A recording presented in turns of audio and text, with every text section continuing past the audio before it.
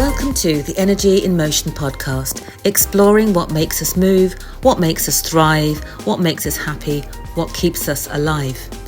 I'm Suzy Rowland, a mother, writer, poet and founder of the Happy in School project. As humans, we are emotional beings, literally energy in motion, which each of us express uniquely. Our energies influence everything in our lives. Join me in conversation with an eclectic range of guests using their energies to powerful effect. Tune in for the first series of Energy in Motion podcast. You'll find the Energy in Motion podcast on your favourite digital download channels. I can't wait for you to tune in and relax and enjoy the sound of Energy in Motion. Welcome, Esme Buxton, to the Energy in Motion podcast. And this podcast is designed to really explore how we as human beings use our emotions in our careers and in our daily lives, particularly creatively and particularly positive emotions. But, you know, we discuss all things. And so, Esme, you are a photographer, a fashion photographer, and also the founder of the Paddock Journal, which is has F1 at its core, but has a fair amount of fashion angled to it, I may say. Welcome to the Energy Motion podcast. Oh, thank you for having me. This is so nice. So, in terms of what you do, I see you put all of your emotion into a lot of expression around how things look and how things make you feel in your fashion photography. And I was very, very interested in this kind of work you've done. And also leading into, the Paddock Journal in a little while, looking at how photography may have segued into the creation of a journal for you, sort of merging two passion projects. But in terms of your photography, is fashion still your first love? I see you have other sorts of photography on your website. Yeah, that's a great question. I'd say at the core of everything, like the photography, the Paddock Journal, everything that I do, it's people. It's always been people. So as much as I'm very interested in fashion, it's more about the people that are wearing the clothes that I find really fascinating, and that's sort of how I was led into the Paddock Journal. Anyway, kind of. I suppose from a young age, I've always found people really interesting and really fascinating. And I guess, when you're younger, that can get you into some sticky situations. You tell me more. Well, just being very curious. I think I've always been really curious about others and about people's stories. I'll never forget, I would... I've always been a big traveler. I'm a Sagittarius, so I love exploring. Yeah. And I'd sit on planes and just chat with whoever I was sat next to and, meet some really fascinating people. So that's kind of always been at the core of what I do. So getting into photography, to be honest with you, when I first got into photography, it was with landscape photography. I started when I was about 13, because my dad is a cameraman and a photographer. So I kind of, learned from him. And then his dad was also into photography. So I guess there's kind of a DNA bit there. Yeah, bits in the DNA a bit, yeah, which is really nice. But I always sort of started with landscapes, and I would always call myself a landscape photographer, thinking it's because, that's where my passion is. But really it was a bit of a mask, a bit of an armor to say. Comfort blanket, yeah. Yeah. I wasn't brave enough yet to work with people. Yeah. And it wasn't until my early 20s that I thought, you know what, I want to give this a go and see if I can, work with people as well. And it was fantastic. I loved it. I loved every moment of it. And I suppose, when you work in photography and you're interested in people, the natural progression is to get into portraiture and fashion, and like everything in this world, if you want to make money, you kind of figure out, where the money is. Where the money is, yeah. And that was in kind of in brand photography and fashion and that kind of thing. Yes. So yeah, so my first love is people, I think, Mm, in all of this. mhm. Um, and then, not to get onto the Paddock Journal too early, but when I started that, again, it was the people in motorsport that fascinated me, Mm, mm. rather than the technical data-driven side. Yes, absolutely. And those Yeah. pretty cars. Yeah. Cars are quite nice looking as well. They are very nice, yeah. So, what kind of, you know, the work you do, you have a lot of high-end fashion photography. I love the work with the A Day in Paris and also Mm. the landscapey bits, from the travel that you've done in Yeah. California and Iceland is just breathtaking. Yeah, it's amazing. Yeah, and my husband's just come back from California and those photographs of the Golden Gate Bridge. Oh, yeah. He was like, but I'm amazed how your photographs seem to be very uncluttered. I can't Right. I can't describe it more than that. It just hits you right between the eyes, and I kind of know where your eye is, and it's amazing. Mm. So I mean, my question there is really, how did you find your voice?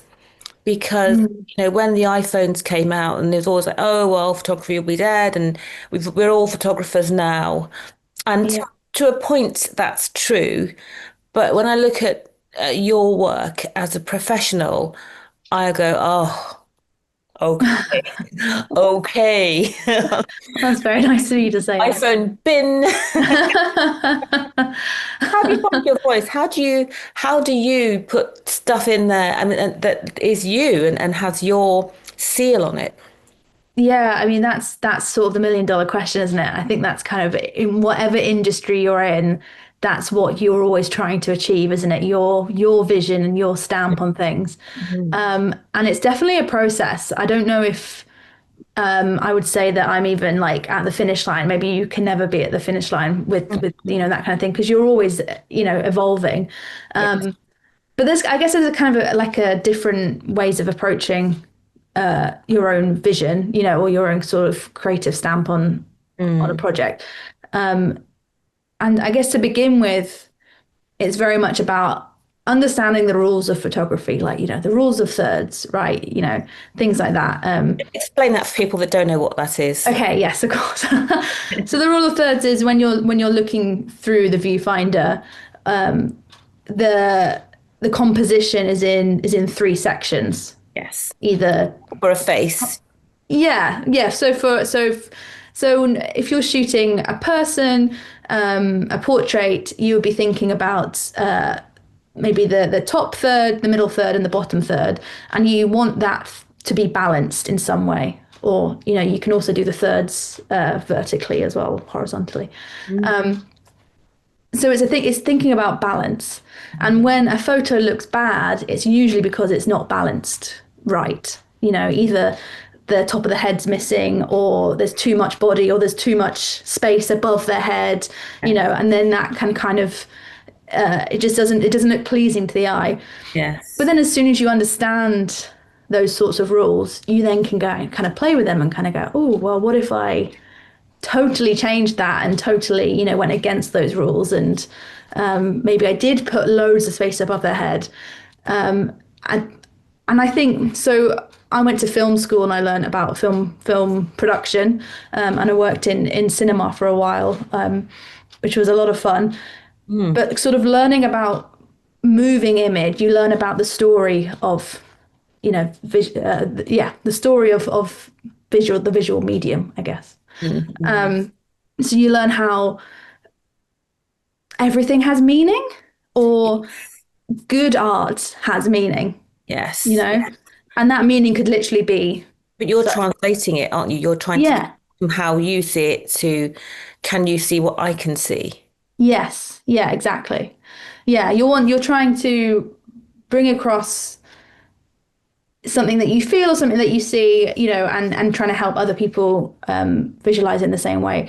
And I think, I mean, what I'm saying could be so different to someone else, but for me, art that I resonate with is art that has substance and has meaning behind it.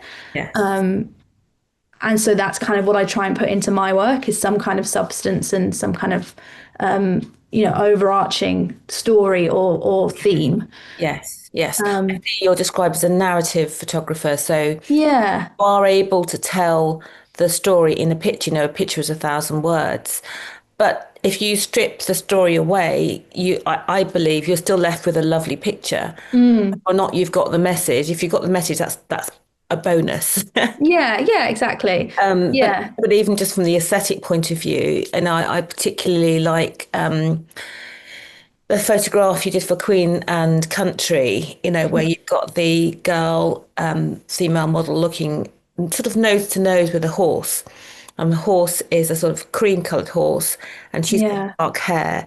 And it's really weird. I looked at it once and I can still remember it. Wow. It's That's a still massive there. compliment. Yeah, and Yeah. I remember looking because I am quite a detail person. It's part of my neurodivergence. I look at things really, really closely, Right. even realizing I'm doing it.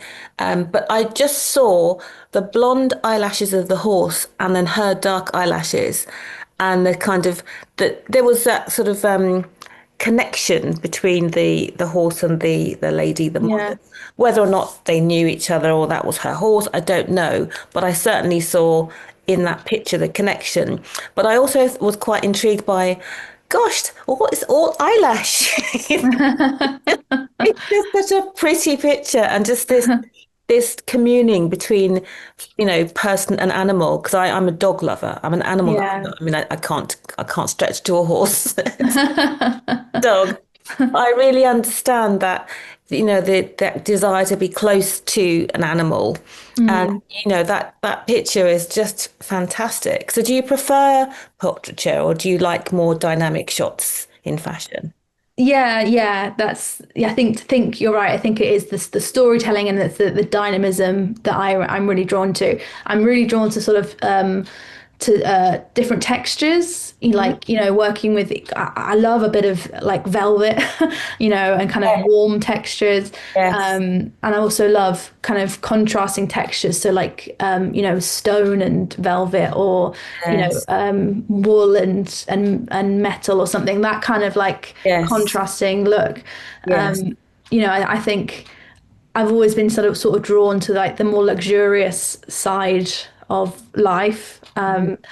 in terms of visually anyway, Yes, yes. and I think it's fascinating. Yes, we all went through a phase where we had photographs. Well, I did, um, in a really lovely outfit with a nice bag, and then a brick wall behind you. Do you remember? Yeah. Remember that phase? Yeah, I yeah, don't, yeah. I don't know where it came from, but I look back at sort of 3 or 4 years, and there's loads of photographs of me and on a Sunday going out somewhere for lunch, and I'm in my clobber, and I'd say to a friend or my husband, take a picture of me against this brick wall. Maybe it was a texture thing, maybe I saw it somewhere. Yeah. But there were lots of it. It was like a thing at a time, wasn't it? Having that sort of, maybe it's the contrast between bright colours and a brick wall, or being very well dressed, Yeah. your nice finery, and then you've got a brick wall that someone could have peed against. Something very, very sort of ordinary and accessible about a brick wall. Yeah, yeah, no, yeah, it's an interesting take for sure. I Yeah. think, well, I just feel like for me, whatever you create, if you can explain your reasoning for creating it, Mm. then I'm immediately drawn into it more. I love story. I love, if so, for example, you in the brick wall, if you're like, oh, I'm doing a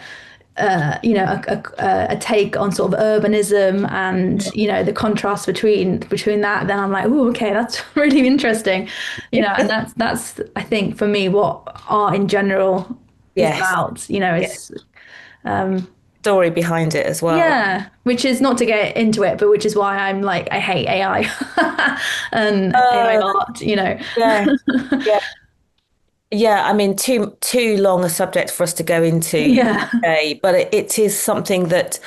But I think that's interesting about it is it has a place Mm, because for me, it is so obviously AI. yeah. Everyone is saying, "Oh, well, very soon you won't be able to tell," but I think we can Mm. always because There's always something about it. Yeah. yes, because we are human and we've been human for longer than we've been machine. Yeah. So we should be able to discern the difference. And loads of people saying, well, that that all of these artists will be out of work. And I see some artists using AI within their work, which I think is quite Mm. an interesting way to grab the beast by the throat and not let it kill you. You kind of Yeah, absolutely. aiming it, if you like. But I'm really interested in that thing for artists and how that works. But that's for another day.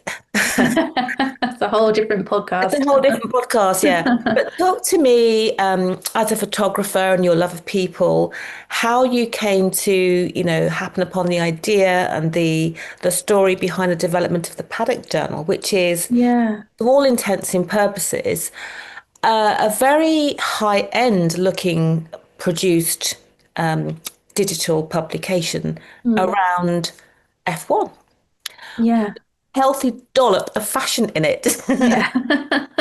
Talk me through that process and how it's going. Yeah, oh my gosh, yeah. So I started the Paddock Journal back in March 2025. So at time of recording, I've been doing it for 8 months. So the kind of the trajectory I've been on has been really mind blowing, and I kind of can't really get my head around it, to be honest with you. But it really kind of came out of frustration. I built the platform out of frustration because I live in the same town as an F1 TV presenter called Laura Winter, and Yeah, we have mutual friends. So being a photographer and being I'm quite a tenacious person. I always say I've got quite a lot of audacity. Like if I want to work with someone or I want to, have an experience or have an opportunity, I always go for it you because make it happen. Yeah. yeah, you've got to make it happen. And what's the worst that could happen? And it's led me to some absolutely unbelievable experiences. One of them being when I started to get into Formula One and learning about the people, in the paddock and around the sport, Yes. realizing that Laura Winter lived in my hometown, I thought, well, I've got to connect with her. What are the Your chances? neighbours, yes. Yeah, Fancy a drink down, whatever the local pub name. yeah, that's it. So you kind of quickly realized that we actually had mutual friends and we kind of run into similar circles, which was, like kind of kismet, I suppose. So Yes. I got put in touch with her and she needed some more headshots. So I thought, well, that's perfect. I'd love to work with you and get those headshots done. And we got on really well. We have very similar kind of personalities and similar interests. And she's really big on championing women, And yes. in motorsport, but just in general. Yes. Yes. And that's just an amazing thing about her. So we did this headshots with her, and I thought, you know what? She's got such an interesting story. I would love to do a proper editorial shoot with her, and pitch it to magazines, and try and get her story, more widely known. Yes. So I was working with a journalist to do that, and we were just struggling to find publications that were interested in it. Why is that? What was it about the story that was not biteable? I mean, it seems to me that I would, as an editor, I would think, well, that's interesting. I know who she is, and she's made a very, very good career in a quite a male-dominated area. Yeah, Any broadcasting around sport tends to be male-dominated anyway. So, yeah, first of all, first tick, yeah. actually achieving it. So, what was the issue there? I think the issue with mainstream media is that if you enjoy Formula One, then it's your world and you can't imagine no one, like, if you enjoy Formula One, it's your world and you can't imagine that no one else understands. Yes. Yeah. Everyone watches F1, clearly. Yeah. Yes. But if you're not in the sport, and also F1 TV, we don't really have it in the UK the same way as America. We have you can still get a subscription, but it's just sort of the highlights and the extra stuff. But because we've obviously got Sky. But in America, F1 TV broadcasts all the races. It's much, much bigger. On terrestrial television. I think it's still an app. You still have to sort of Okay. subscribe to it. Yeah. But if you're an F1 fan in America, I think quite a lot of them watch F1 TV. So she's a much bigger name out in America, whereas in the UK, not so much. Yes. Yeah, it's funny that we realize that we are quite a small country Yeah, and we do have quite sort of little pet peeve. You know when the presenters say, "And kickoff is at 5 o'clock." It's not a football match. Yeah, yeah. No, don't bring football analogies into it. Just Yeah. I had to get that off my chest. I know football is our national sport, basically, isn't it? Exactly. Yeah. If she was a football presenter, I think you may have had a much easier time. Yeah, yes, exactly. So yeah, it was just a bit of an uphill battle trying to get anyone to publish these photos. And I was just thinking, what we really need is a editorial publication that is based around motorsport. Yes. And I was trying to look up, places that I think, would work for it. And I just couldn't find anything that suited me. I know I'm not saying there aren't any. There is plenty of stuff Yeah. out there. Yeah. But then none of them, having looked at them for years and years, because F1 is one of my son's passions. Mm, They're not. You see, now I would read the Paddock Journal, but I probably wouldn't read the other things that he reads. yeah, right. Yeah, yeah, yeah. Self tells me, and I'm a big F1 fan, Yeah. but I think the style and tone that you've achieved is basically it's more editorial than Yes. some of the F1 magazines that are out there. Yeah, yeah, and that's what I wanted to achieve because with my background in photography and in film production, and I used to work in marketing as well, so I have a really good understanding of how publication works, Yes. and how to sort of bring a more editorial approach to motorsport. So with that background and that frustration, I thought, well, you know what, if there's nothing out there, maybe I I'll should just make it print the myself. bloody things myself. Yeah. I'll just have it, give it a go, and it'll just be a bit of fun and I'll see, what happens with it. And I didn't tell Laura that I was making it. I wanted to make sure Okay. that, it was worth telling her about before Yeah. I told her anything. But she found it on her own. She found it on Instagram and shared it to her stories and just very, very kind of her. I never asked her to do that. And that Excellent. obviously brought a bit of an audience over, which was great. Um, Fantastic. so yeah, I do owe Laura Winter quite a lot. Yeah, but I mean, I think a lot of these things are win-win. Yeah, exactly. Yeah, yeah. She's the kind of person that would only do something if she genuinely believed in it. Um, so yeah, I am very, very grateful for that.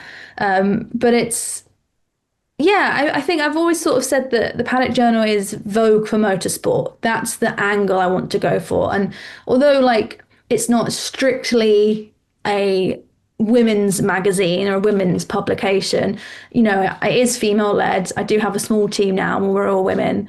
And a lot of women like what we're doing, and I think having that more feminine voice in such a male dominated, arena, it's needed, clearly needed. It absolutely is. It absolutely is. I was watching the program about the women's formula, the one that Toto Suzy Oh, Wolf F1 Academy. F1 Yeah. Academy, absolutely brilliant, and that just Yeah. shows the the passion and the skill and the tenacity of some of the young girls coming through, and Yeah. obviously Yeah. don't all make it, but I just think huge respect to her for that project and get it. It was just Yeah.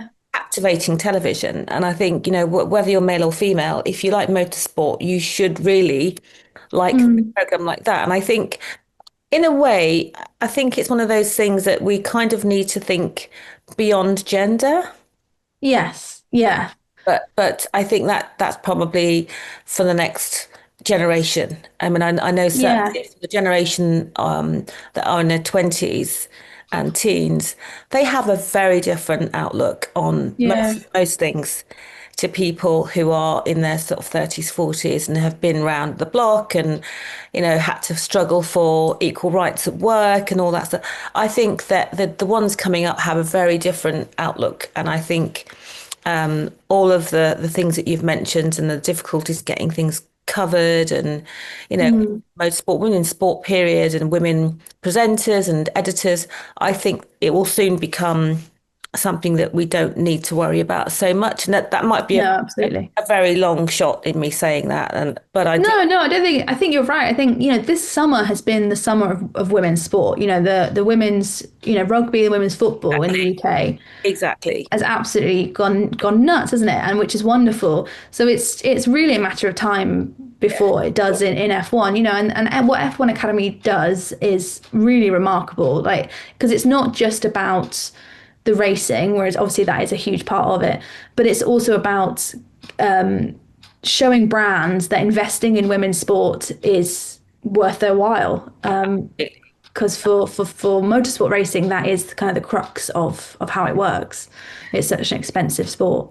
Absolutely. And then there's the charity More Than Equal as well. I don't know if you've heard of them. Come across that. So it's a charity co-founded by David Coulthard and his business partners, and it's off the back of the fact that his late sister was a racing driver, and if she'd have had grown up to compete, then she would have been a better racer than him. He says, Amazing. so he's trying to pave the way for women. He thinks that not him, his charity thinks that they are able to engineer the first F1 female F1 champion because they're saying it's not based on gender, it's not based on strength, it's just It's skill. it's It's skill. skill, Yeah, and all of those abilities. Quick thinking and being able to yeah. scan. All of the mental. I think the mental part of racing is massive. It is. It's a big mental sport. It Absolutely. is. Yeah. It's Yeah. Memorization and and science. speed of responses, all of those things which Mm, are to do, as you say, with brute force skill, in, yeah. in the same way that those things matter in rugby and football and other sort of Yeah. contact sports. But Yeah. Exactly. I will look at More Than Equal. I'll find out more about that. Yeah. They're really fascinating.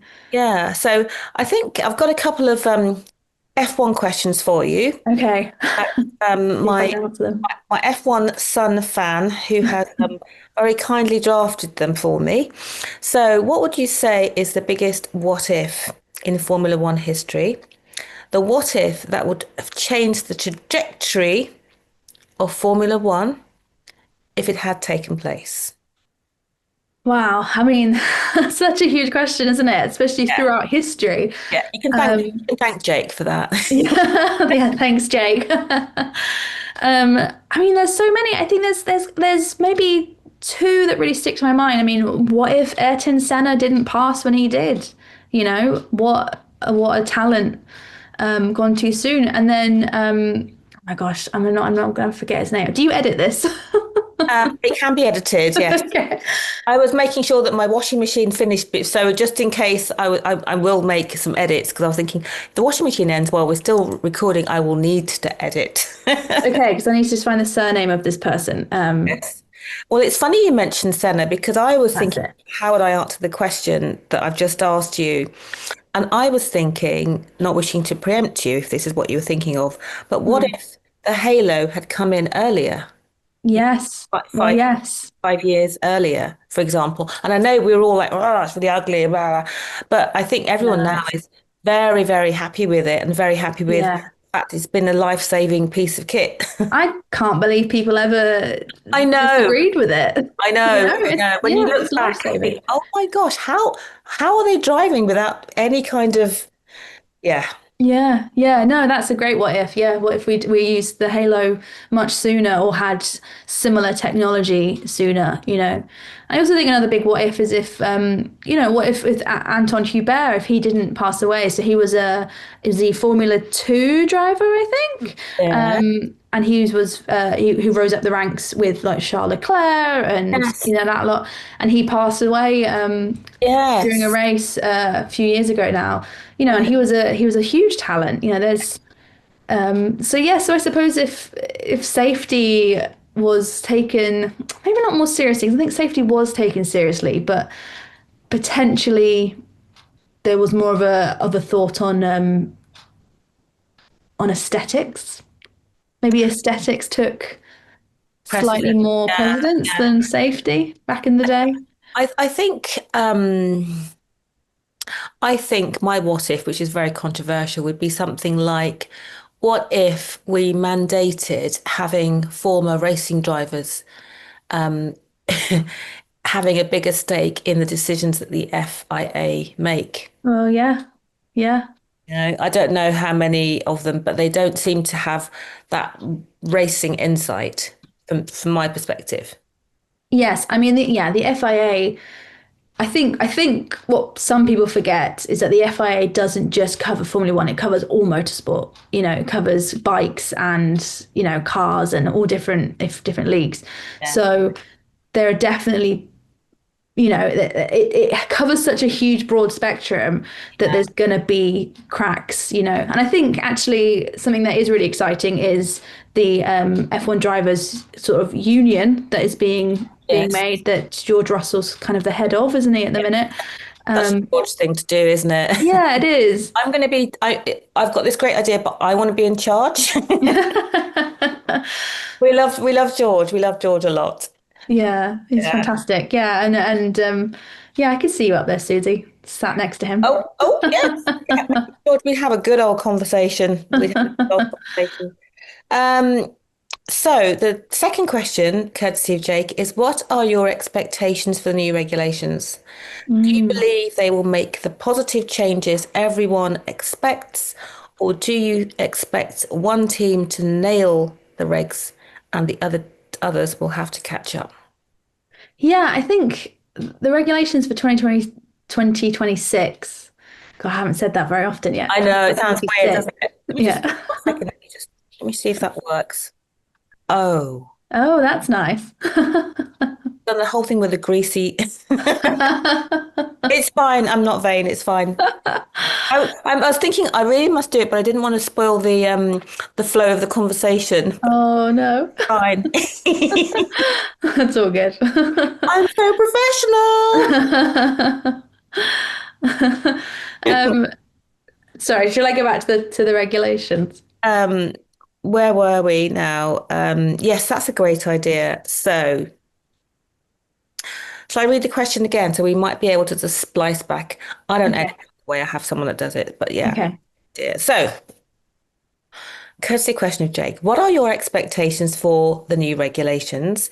Do you believe they will make the positive changes that everyone expects, or do you think that one team will nail the regulations and the others will have to catch up? Yeah, I think there's a lot of expectation on the 2026 regulations. There's a lot of new technology being brought in. Obviously we're getting rid of DRS, and I think it's the MOM system that's going Yes, to be yes, replacing it. Yeah, and I think there's a lot of uncertainty, and which is exciting, and could, like you say, could lead to a lot of innovation and some really, really exciting racing. But equally, and maybe this is kind of pessimistic of me, but I think it's going to take a little while for everything to sort of click into place. From what I'm learning about F1 over the years, it's a huge beast, and it's Yes. like trying to move a cruise ship, right? It's going to take Many, a many, while. many Yeah, stakeholders yeah, wanting different things. yeah. And the Um, drivers are only like a small group of stakeholders. In some ways, they're not the biggest stakeholder, which is no, not at all. No, bizarre, no. isn't it? Yes. Yeah, it is. Yeah. So to sort of answer Jake's question, God, it could go so many different ways, couldn't it? I think there is potentially some teams who may nail it quicker. I'm thinking of Cadillac, for example. They are coming in with the 2026 regulations at the absolute forefront. So they might kind of jump on it a bit quicker. Same with Audi, the new Audi team. Yes. But maybe not. We'll never know. We won't know. We'll have Yeah. to just see. I am hoping that it does make Monaco slightly more interesting because the Mm, car will be a few inches smaller, so there might be more overtaking, but we'll see. exactly. Yes. And Azerbaijan potentially, because that tends to Yeah. be not great at overtaking. Just out of interest, while we're on the sport and getting into the nuts and bolts, what's your favourite track? Oh, my favorite track. I mean, Silverstone's fab. I love Silverstone being a Brit, Yes, yes. in my home race. Nice track. Um, yeah, yeah, it is a great track. But I also really like Austin. I think Oh, the Circuit of the Americas track is yeah. so wide. It is. It makes for such incredible It racing. does. It does. And I think you could even get like four abreast maybe once Well, yeah, once the smaller cars are in play. yeah, Interesting. I do love Monza. I've been to Monza. yeah. Have you been to Monza? Wow. Yeah, yeah, and also Silverstone, and I'd like to go to the Belgian circuit. I can't remember the name. Oh, yes. Yeah. Spa. Is it Spa? Yeah. One. Oh, Yeah. Yeah, no, and I think this second great. I also love Brazil. Like the weather's always so unpredictable. and the fans are like so hyped. Yeah. Have all those sort of Day of the Dead masks and everything, and they're very Yeah. excitable. And isn't Lewis like an honorary Brazilian? He is. Yeah, yeah, he does. He's got Obviously. I know. Yeah, it's amazing. So, a couple of quick fire questions before we finish for the day.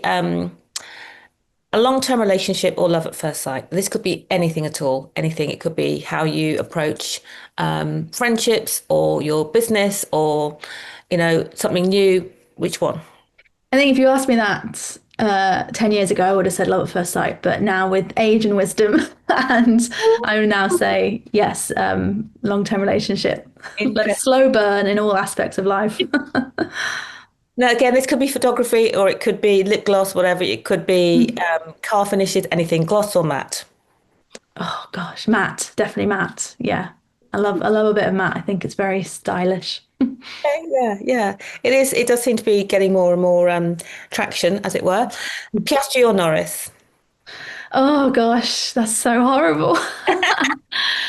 I do have a soft spot for Piastri. I do like his quite dry sort of sense of humor and he's just here to race, and I do quite like that. But Lando's style's amazing, and seems like a wonderful person. So Yeah. I might know. choose. Isn't it? We always have to go, you say this is my first, but then I'll just tell you all the reasons why. Yeah, I The other know. driver's just as good. But I think that's the thing especially with F1 drivers. Like, I genuinely don't have a favorite. It's this the Yeah. sport is what I love, and I want to see them all do well. But it's the people, it's the drivers that make the sport, though. It is the Yes. personalities. For me, if I didn't know anything about the drivers, which I didn't when I first started watching, because no one does, Yeah. over the years I've been watching, I've grown to learn more about the personalities and what's happening in the, outside of the sport, what they do, who they hang out with, and also how they respond to pressure, how they Mm, respond to losing and winning. And for me, it's the people watching element. yeah. The race is the icing on the cake with all of the Yeah. excitement, but the people watching is absolutely phenomenal. The characteristics of people who, are undertaking potentially life-threatening sport. Yeah. It's kind of Yeah. it's kind of there's something very insanely compelling about that. Yes, absolutely. It's Yeah. like in the old days, when people would watch bare knuckle wrestlers, and they'd get Yeah. or they'd be in a cage with a bear or something. Yeah. Well, someone actually did say to me recently that they think F1 is the last gladiatorial sport. And I Yes, said, yeah, I it's a good think that, way. It's an yeah, excellent way to describe it. yeah. Absolutely. And who would you drive for if you're offered a seat tomorrow? My heart says Ferrari, but my logical brain says probably McLaren because I love Ferrari with all my They're winning. heart, but McLaren's gonna win. Okay. Okay.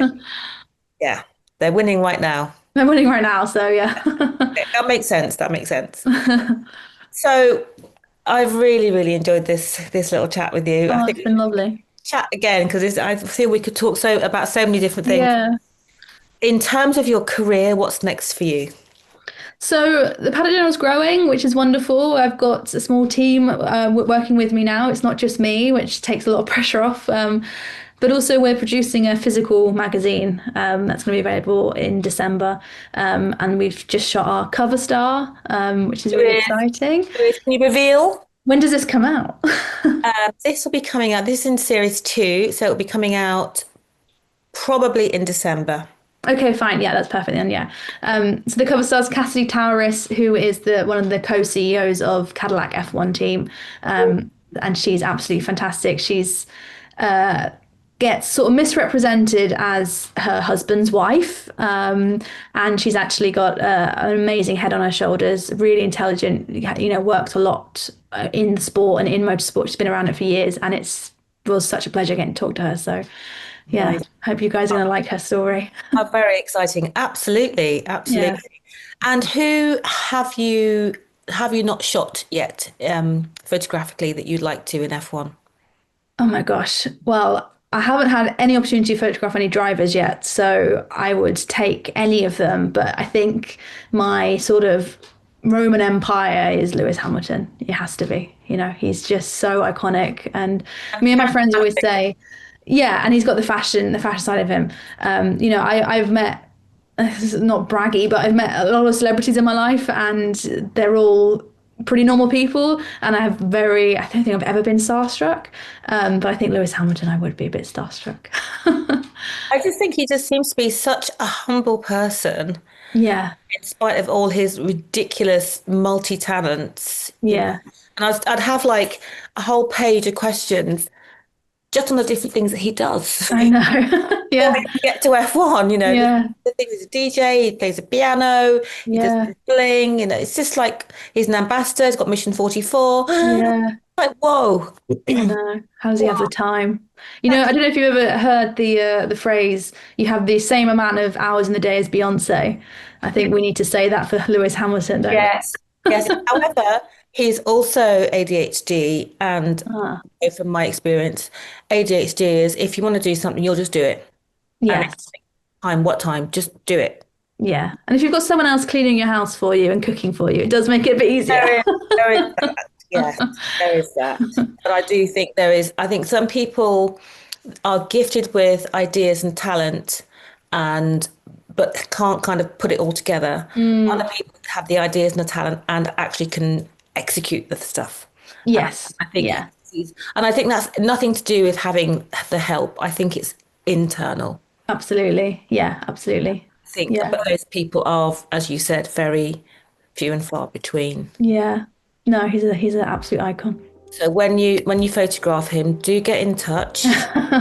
Well, I know a young man who would literally bite your arm off the room with you. I think a lot of people would, wouldn't they? So good luck with that, and Thank you. Amazing to have you on Energy in Motion podcast. Thank you. It's been such a pleasure. Thank you, Suzy. Take care. Thank you. Bye.